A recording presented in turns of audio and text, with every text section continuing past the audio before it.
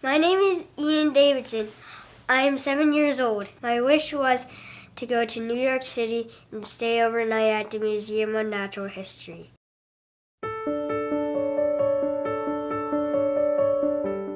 I'm Ian's mom, Heidi. I'm Ian's dad, Ross. I'm Ian's brother, Micah. I'm Ian's sister, Elena.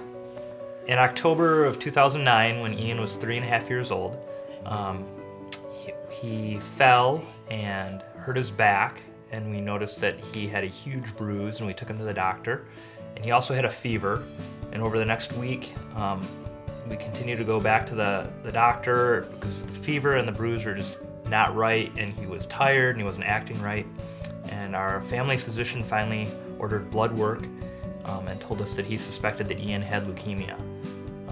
And so we went up to Blank Children's Hospital, and there they confirmed with a bone marrow draw that Ian had ALL. So Ian had chemo for, 3 years and 3 months.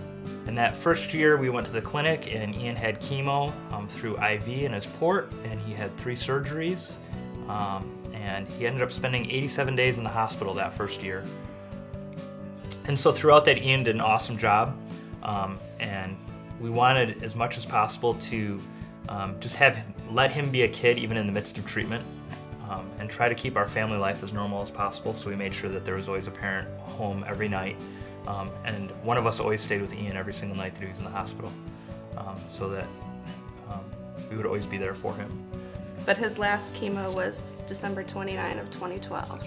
So we waited till he was completely finished with his treatment and then went through the wish process. Right.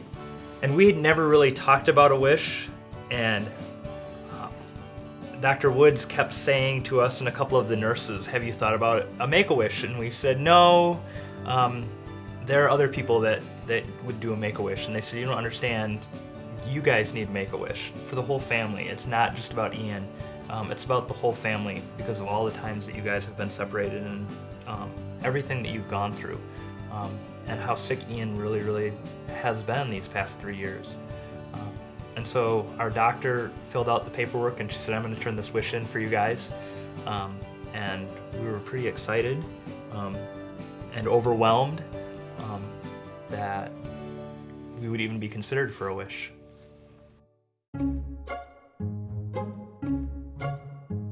Before we left for the hospital, I said we should stop at home and grab a few things like a pillow and some clothes. And Ian's babysitter had brought a video that day, a DVD. And Ian said, "I want that DVD along." And so, do you remember what the DVD was? Night at the Museum. Night at the Museum. And so, while Ian was in the hospital for the first month, every day he watched Night at the Museum, sometimes twice a day or 3 times a day. It was his favorite movie. So Ian wanted to go to New York, and what did you want to do while you were in New York? Sleep at the Museum of Natural History. Spend a night in the museum, just like in the movie. I felt happy. I felt excited to go, and I was scared because it was my first time being on an airplane. We got up in the morning on Friday, and we rode the subway, and where did we go to? Lego store. The Lego store. And what did you find in the Lego store? The Lego I always wanted. Chima Laval's Royal Fighter. All right. And there were more Legos there than we've ever seen before. And you met someone in the Lego store too. I met a policeman, and I got a picture with him, and I got to hold his Lego guys, and he let me wear his hat. It's pretty cool.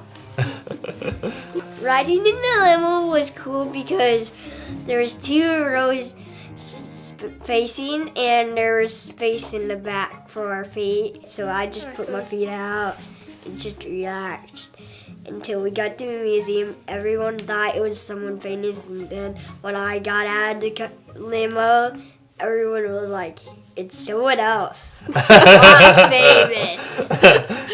You were famous for that day, though, weren't you? We got to walk around the museum at night. It was kind of spooky, and the dinosaur room was spooky because they shut off the lights and the kids have to find clues. When we walked out, we saw some night guards, so we got a picture with them. But there's one scary thing about the museum that Andrew showed us is the mini giant bugs. The giant centipede, they're like that long. Oh, it's gross. That's gross. Don't talk about it. Gross.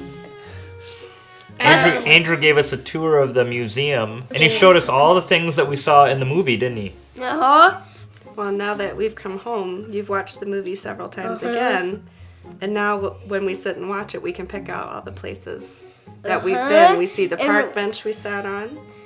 And we see some places that we went in the museum, and we saw some places that weren't like it.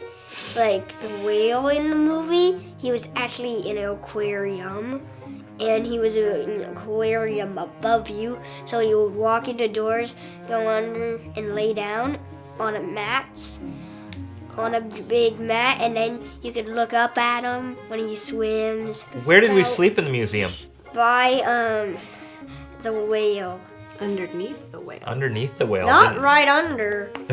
So we slept, and I was kind of dreaming that all the exhibits were coming to that very room.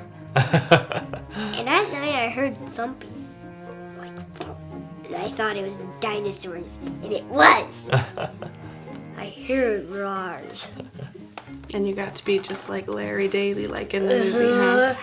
What other things did we do while we were in New York? Do you remember going on the cruise around the harbor? Oh yeah, that was fun. I got some glasses. Let's see your glasses.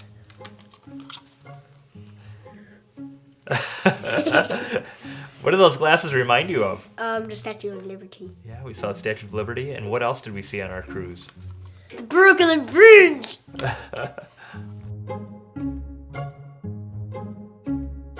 I like the USS Intrepid, which is the Sea, Air, and Space Museum. Going to see the real dinosaur skeleton. I don't like the pizza that was bigger than my face. I think just being in the city, we stayed on the 20th floor of a 40-floor hotel and could look out over other buildings. We could see the Chrysler Building from our hotel room.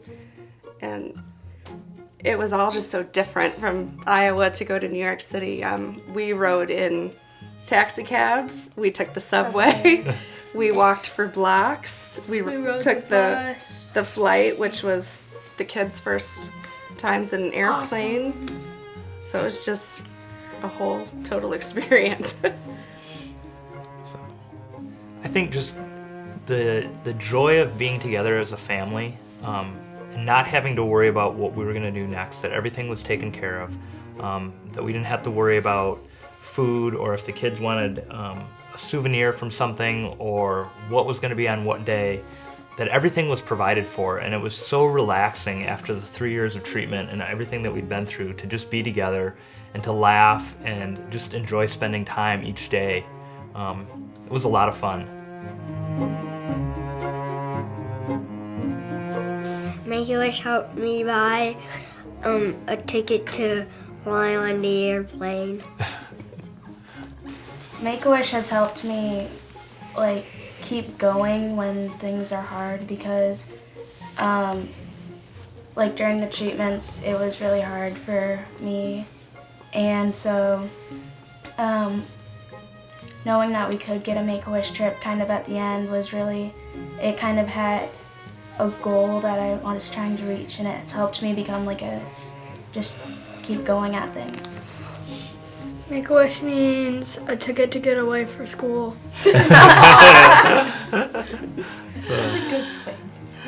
Make-A-Wish means providing an opportunity for Ian to just be a kid and have fun and not have to think or worry about the treatments and cancer and everything that he'd been through, and an opportunity for our family to be together without the stress or the anxiety or the worry about medicine or illness, but just to have fun and to have a lot of joy. Today Ian is doing really, really well, It's been almost a year since he finished chemo, and all of his reports come back great. We still continue to go to the clinic every month for blood work, and so the doctors can look him over. And he's back in school and doing very well in school and feeling good and playing with his brother and sister and with his friends. I love Make-A-Wish. Thank you, Make-A-Wish!